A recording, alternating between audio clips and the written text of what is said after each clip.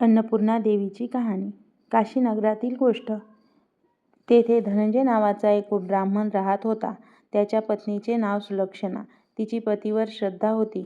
घरची मात्र अतिशय गरिबी, त्यामुळे सुलक्षणा दुःखी होती. एके दिवशी सुलक्षणा आपल्या नवऱ्याला म्हणाली, "हे नाथ, आपण काहीतरी कामधंदा करा. घरात हे असे किती दिवस चालणार?" बायकोचे बोलणे ऐकून तो उदास झाला. त्याने शंकराची तपश्चर्या करायला सुरुवात केली. तो भगवंतांना म्हणाला, "हे देवादिदेव महादेव, मला तुझी पूजा कशी करावी हे समजत नाही. मी अज्ञानी आहे. तूच मला तारणारा किंवा मारणारा आहे. विनायका पाणी शंकरा, माझ्यावर दया कर." याप्रमाणे तो 3 दिवस अन्नपाणी सोडून शंकराचे चिंतन करीत बसून राहिला. शेवटी शंकराला त्याची दया आली. शेवटी देवाने त्याच्या कानाजवळ 3 वेळा अन्नपूर्णा अन्नपूर्णा अन्नपूर्णा असे शब्द उच्चारले. आपल्याला हे कोणी काय सांगितले हे काही त्या ब्राह्मणाला समजेना. इतक्यात देवळात येणाऱ्या ब्राह्मणाने पाहून त्याने विचारले, "महाराज, ही अन्नपूर्णा कोण? तुम्ही मला सांगू शकाल काय?" त्यावर ब्राह्मण म्हणाले, "अरे वेड्या, तू अन्नपाणी सोडून उपवास करीत आहेस. जा, तुला जेवायची आठवण होणार." धनंजय घरी गेला. त्याने घडलेली सर्व हकीकत बायकोला सांगितली. त्यावर ती म्हणाली, "काही काळजी करू नका. स्वतः शंकरांनी तुम्हाला." धनंजय पुन्हा ध्यानाला बसला. रात्री त्याला दृष्टांत झाला. "मुला, तू पूर्व दिशेला जा. त्या ठिकाणी तुला सर्व काही समजेल. तुझे मनोरथ पूर्ण होतील." भगवंताच्या सांगण्याप्रमाणे दुसऱ्या दिवशी धनंजय बायकोचा निरोप घेऊन पूर्व दिशेला निघाला. रस्त्याने जाता जाता तो अन्नपूर्णा अन्नपूर्णा असे फुटफुटत होता. फळे खात आणि नदी सरोवराचे पाणी पीत अहोरात्र त्याचा प्रवास चालला होता. किती दिवस झाले कुणास ठाऊक. एके दिवशी रात्री चालला असता त्याला सुंदर सरोवर दिसले. पौर्णिमेची रात्र होती.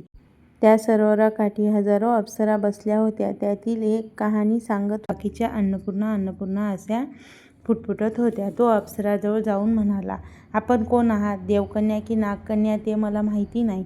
पण आपण काय करीत आहात ते मला कृपा करून सांगू शकाल काय?" त्यावर एक अप्सरा म्हणाली, "आम्ही अन्नपूर्णेचे व्रत करीत आहोत." "हे व्रत केल्याने काय होते? हे कुणी कधी केले आहे काय? हे कसे आणि केव्हा करतात? याची विधी मला तरी सांगा. त्याचे फळ काय मिळेल?" त्यावर एक अप्सरा म्हणाली, "हे व्रत कुणीही करू शकतो. 21 दिवसासाठी 21 गाठी असलेला दोरा घ्यावा. 21 दिवस शक्य नसल्यास 1 दिवस तरी उपवास करावा आणि हेही शक्य नसल्यास कहाणी ऐकून प्रसाद भक्षण करावा. उपवास करून कहाणी ऐकायला कोणी मिळाले नाही तर पिंपळाचे पान समोर ठेवावे, दिवा ठेवावा आणि शंकर पार्वतीला साक्षी ठेवून कहाणी करावी. कहाणी ऐकल्याशिवाय अन्न घेऊ नये. चुकीने अन्नग्रहण झाल्यास फिरून दुसऱ्या दिवशी उपवास करावा. व्रत करावयाच्या दिवशी रागावू नये, खोटे बोलू नये. व्रत केल्याने आंधळ्याला दृष्टी, लुळ्याला पाय येतात, निर्धनाला पैसा मिळतो, पुत्र नसलेल्यांना पुत्रलाभ होतो, जो कोणी मूर्ख असेल त्याला विद्या प्राप्त होते व जी इच्छा धरून हे व्रत करतील त्यांची इच्छा पूर्ण होते." "ताई, मी अगदी गरीब ब्राह्मण आहे. घरी माझी पत्नी आहे. आम्हाला खायला अन्न नाही, ल्यायला वस्त्र नाही. आपण मला व्रताचे सूत द्याल काय?" "देऊ, पण तू त्याचा अपमान करता कामा नये, त्याची हेळसांड करता कामा नये. हे घे ते पवित्र सूत." धनंजयाने मग व्रत केले. व्रत केल्यावर सरोवरातून 21 पायऱ्या असलेली सोन्याची सीडी वर आली. धनंजय सीडीवरून खाली उतरताच हजारो दैदिप्यमान सूर्याची प्रभा फाकली असावी असे त्याला दिसले. ते मंदिर अन्नपूर्णेचे होते. अन्नपूर्णा सोन्याच्या सिंहासनावर बसली होती आणि शंकर दोन्ही हात जोडून तिच्यासमोर उभे होते.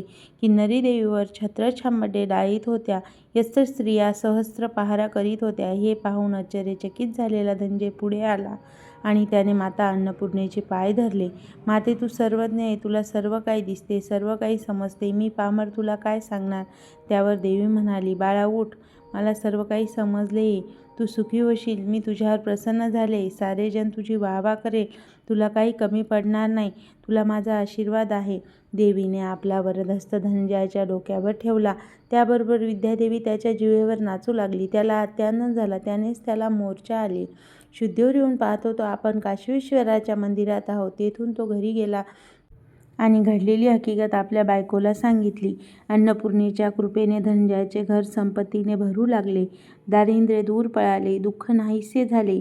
तो सुखी झाला. लोक त्याला मान देऊ लागले. पैशाला कमी नव्हते. मानसन्मान मिळत होता. पण सुखाला एक गालबोट होतं. धनंजयाला मुलगा नव्हता. संपत्तीला वारस नव्हता. लोक धनंजयाला म्हणू लागले, "आपल्या संपत्तीला वारस हवा. त्यासाठी दुसरे लग्न करा." धनंजय तयार झाला. थोड्या दिवसात त्याने दुसरे लग्न केले. पण सुलक्षणेचे आणि तिचे खटके उडू लागले. धनंजय आपल्या नव्या पत्नीबरोबर संसारात रमला. अन्नपूर्णेला विसरू लागला. एके दिवशी सुलक्षणेने त्याला अन्नपूर्णेची आठवण करून दिली. मिळालेले वैभव आहे ते देवीच्या कृपेने आहे हे त्यास न विसरण्यास सांगितले. धनंजयाला ते पटले. त्याने सुलक्षणेबरोबर व्रत करण्यास सुरुवात केली. दुसऱ्या पत्नीस त्याचा काहीच पत्ता नव्हता. 1 दिवस झाला, 2 दिवस झाले, असे 18 दिवस झाले तरी धनंजय घरी परतला नाही. शेवटी तिला समजले आपला नवरा आपल्या सवतीकडे गेले 18 दिवस राहत आहे. तिच्या अंगाचा तिळपापड झाला. ती रागाने लाल होऊन जळफलत सुलक्षणेकडे गेली आणि तिला वाटेल तसे बोलून धनंजयाची बॉकटी धरून त्याला घरी आणले. तो रात्री झोपी गेला. तिला त्याच्या हातात असलेला दोरा दिसला. त्यासरशी तिने तो दोरा धरला आणि जाळून टाकला. अन्नपूर्णा कोपली. तिच्या रागाला परावर राहिला नाही. तिच्या प्रभावाने धनंजयाचे घर आतल्या सामानासकट क्षणार्थ जळून भस्म झाले. सुलक्षणा समजली हा देवीचा कोप आहे. तिने धनंजयाला घरी बोलवले. सवत मात्र माहेरी निघून गेली. ती त्याला म्हणाली, अहो हा देवीचा कोप आहे. देवीवर श्रद्धा ठेवा म्हणजे सर्व ठीक होईल. तीच याला कारणीभूत आहे. आपण श्रद्धायुक्त अंतःकरणाने तिची प्रार्थना करा म्हणजे सर्व ठीक होईल.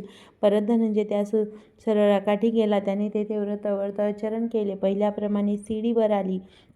धनंजय सीडीवरून खाली उतरता देवीचे नोकर त्याला मारावयास धावले. त्यावर देवी म्हणाली, थांबा, त्याला मारू नका. तो अवध्य आहे, तो ब्राह्मण आहे. त्याने माझे व्रत केले. देवी त्याच्याकडे पाहत म्हणाली, मला सर्व काही समजले. जा, ही माझी सोन्याची मूर्ती घे. दररोज हिची पूजा कर. तुझी प्रथम पत्नी सुलक्षणा हिने माझे मनोभावे सेवा केली, व्रत केले. तिला सर्व गुणसंपन्न असा मुलगा होईल. माझा आशीर्वाद तुझ्या पाठीशी आहे. एवढे बोलून देवी गुप्त झाली. धनंजय शुद्धीवर येऊन पाहतो तर तो शंकराच्या मंदिरात. तेथून तो घरी परतला. धनंजय रोज भक्तिभावाने अन्नपूर्णेच्या मूर्तीची पूजा करू लागला. पुढे काही दिवसांनी सुलक्षणेला दिवस गेले. 9 महिने पूर्ण झाल्यावर तिला एक अतिशय तेजस्वी असा मुलगा झाला. गावातले लोक चकित झाले. त्याला विचारू लागले, हे कशामुळे घडले? धनंजय म्हणाला, ही सगळी अन्नपूर्णेची कृपा. गावातील एका श्रीमंत शेठजीने धनंजयाच्या सांगण्याप्रमाणे अन्नपूर्णेचे व्रत केले. त्यालाही मुलगा झाला. त्याने अन्नपूर्णेचे सुंदर मंदिर बांधले. मोठ्या समारंभाने मूर्तीची स्थापना झाली. धनंजयालाच त्या देवळाचे पुजारी नेमले. आता धनंजय आपल्या बायको मुलासह त्या मंदिरात राहू लागला. त्याला खूप पैसा मिळू लागला. इकडे काय झाले? दुसऱ्या बायकोच्या माहेरी दरोडा पडला. घरदार चोरांनी लुटून नेले. तिला देशोधाडी भीक मागावी लागली. सुलक्षणा तिची हकीकत कळताच तिने नोकराकरवी निरोप पाठवला व तिला घेऊन यायला सांगितले. तिला चांगली वागणूक दिली.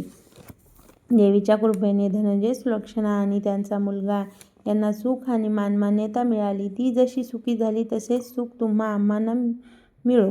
आपल्या कर्माची फळं आपल्यालाच भोगावी लागते. परमेश्वराने आपल्याला नरदेह दिला आहे त्याचे सार्थक करा. परमेश्वराचे नामस्मरण करावे. जमेल तेवढा परोपकार करावा.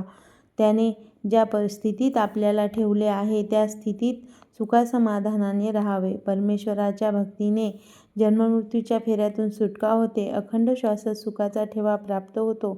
सफल संपूर्ण कहाणी. अन्नपूर्णा माता की जय.